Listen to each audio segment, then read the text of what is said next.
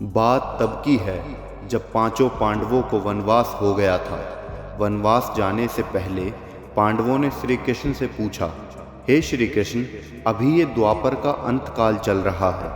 आप हमें बताएं कि आने वाले कलयुग की चाल या गति कैसी होगी। श्री कृष्ण जवाब देते हैं कि मैं तुम्हें इसका सीधा सा उत्तर तो नहीं दे सकता, लेकिन हाँ, तुम पांचों भाई वन में जाओ और जो कुछ भी दिखे वो आकर मुझे बताना। मैं तुम्हें उसका कलयुग में प्रभाव बताऊंगा। अब श्री कृष्ण के कहे अनुसार पांचों अलग अलग दिशाओं से जंगल की ओर निकले। युधिष्ठिर भ्रमण पर थे तो उन्होंने एक जगह पर देखा कि किसी हाथी की 2 सूंड थी। ये देखकर युधिष्ठिर के आश्चर्य का ठिकाना नहीं रहा। अर्जुन दूसरी दिशा में भ्रमण पर थे। कुछ दूर जंगल में जाने पर उन्होंने जो देखा वे भी आश्चर्य में पड़ गए। उन्होंने देखा कि कोई पक्षी है जिसके पंखों पर वेद की रचनाएं लिखी हैं, पर वह पक्षी मुर्दे का मांस खा रहा है। अर्जुन कुछ समझ नहीं पाए। दोनों भाइयों की तरह भीम भी भ्रमण पर थे। भीम ने जो देखा वह भी आश्चर्यजनक था।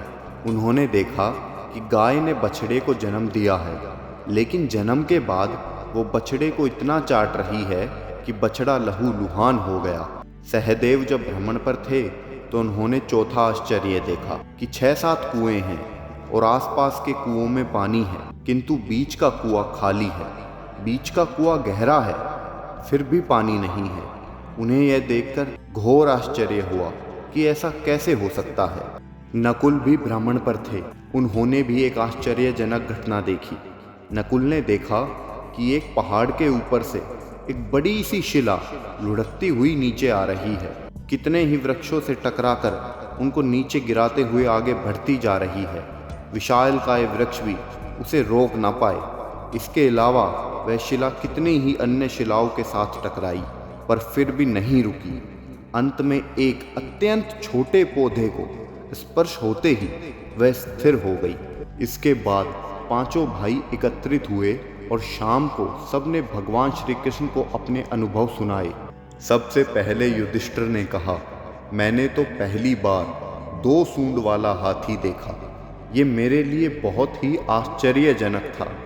इसके जवाब में श्री कृष्ण कहते हैं, कलयुग में ऐसे लोगों का राज्य होगा जो दोनों ओर से शोषण करेंगे। बोलेंगे कुछ और करेंगे कुछ और ही।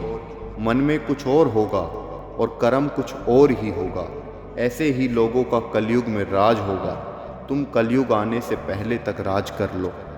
अब युधिष्ठिर के बाद अर्जुन ने कहा कि प्रभु, मैंने जो देखा वो तो इससे भी ज़्यादा आश्चर्यजनक था। मैंने देखा कि एक पक्षी के पंखों पर वेद की रचनाएं लिखी हुई हैं और वह पक्षी मुर्दे का मांस खा रहा है। तब श्री कृष्ण कहते हैं, इसी प्रकार कलयुग में ऐसे लोग रहेंगे जो बड़े ज्ञानी कहलाएंगे। वे ज्ञान की चर्चा तो करेंगे, लेकिन उनके आचरण राक्षसी होंगे।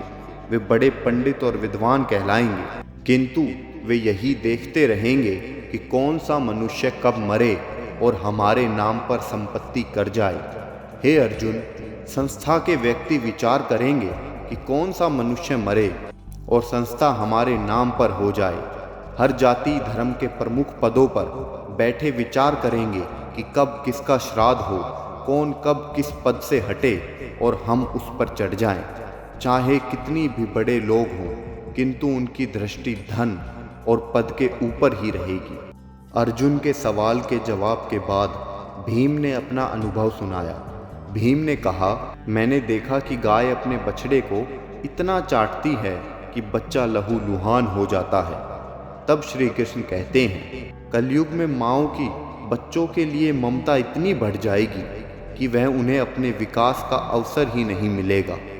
मोह माया में ही घर बर्बाद हो जाएगा। किसी का बच्चा घर छोड़कर साधु बनेगा तो हजारों व्यक्ति दर्शन करेंगे, किंतु यदि अपने बेटे ने साधु बनना चाहा तो रोएंगे कि मेरे बेटे का क्या होगा। इतनी ज़्यादा ममता होगी कि उससे मोह माया और परिवार में ही बांध कर रखेंगे और उनका जीवन वहीं खत्म हो जाएगा। वास्तव में लड़के तुम्हारे नहीं हैं, वे तो बहुओं की अमानत हैं। लड़कियां जमाइयों की अमानत हैं और तुम्हारा यह शरीर मृत्यु की अमानत है, तुम्हारी आत्मा परमात्मा की अमानत है। इसलिए तुम्हारा अपने शाश्वत संबंध को जानना आवश्यक है। भीम के बाद सहदेव ने पूछा कि हे श्री कृष्ण, मैंने जो देखा उसका क्या मतलब था? मैंने देखा 5-7 भरे कुओं के बीच एक गहरा कुआं बिल्कुल खाली है, जबकि ऐसा संभव कैसे हो सकता है? भगवान श्री कृष्ण ने जवाब में कहा, कलयुग में लोग लड़के लड़की के विवाह में, मकान के उत्सव में, छोटे मोटे उत्सवों में तो लाखों रुपए खर्च कर देंगे, परंतु पड़ोस में ही यदि कोई भूखा प्यासा मर रहा होगा तो ये नहीं देखेंगे कि उसका पेट भरा है या नहीं।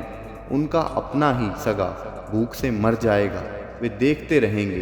दूसरी ओर मौज मदिरा, मांस भक्षण, सुंदरता और व्यसन में पैसे उड़ाएंगे, किंतु किसी के 2 आंसू पोंछने में उनकी रुचि ना होगी। कहने का तात्पर्य ये है कि कलयुग में अन्न के भंडार होंगे, लेकिन लोग भूख से मरेंगे। सामने महलों बंगलों में ऐशो आराम चल रहे होंगे, लेकिन पास की झोपड़ी में आदमी भूख से मर जाएगा। सहदेव के बाद नकुल ने श्री कृष्ण को बताया कि मैंने भी एक आश्चर्य देखा। वह ये कि एक बड़ी सी चट्टान पहाड़ पर से लुढ़की, वृक्षों के तने और चट्टानें भी उसे ना रोक पाई, किंतु एक छोटे से पौधे से टकराते ही वो चट्टान रुक गई। समझ नहीं पाया कैसे। श्री कृष्ण ने कहा, कलयुग में मानव का मन नीचे गिरेगा, उसका जीवन पतित होगा। ये पतित जीवन धन की शिलाओं से नहीं रुकेगा, ना ही सत्ता के वृक्षों से रुकेगा, किंतु हरि नाम के एक छोटे से पौधे से, हरि कीर्तन से मनुष्य जीवन का पतन होना रुक जाएगा।